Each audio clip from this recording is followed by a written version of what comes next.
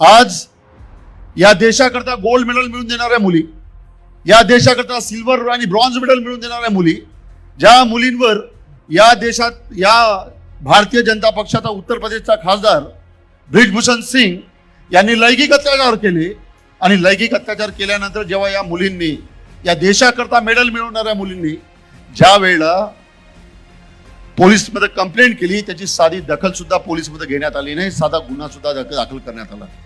परंतु देशाकरता gold medal मिळवून देणाऱ्या मुलींचं त्यांची बाजू काय आहे, त्यांचं म्हणणं काय आहे?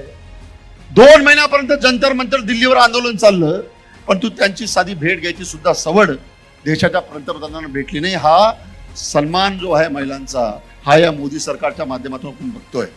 त्या निमित्तानं मी आपल्याला सांगू इच्छितो, आता आपण मोठ्या मोठ्या पद्धतीने ऐकतोय कि ये मोदी की गारंटी है, ये मोदी की किसानों को गारंटी है, ये मोदी की युवाओं की गारंटी है, ये मोदी की महिलाओं को गारंटी है.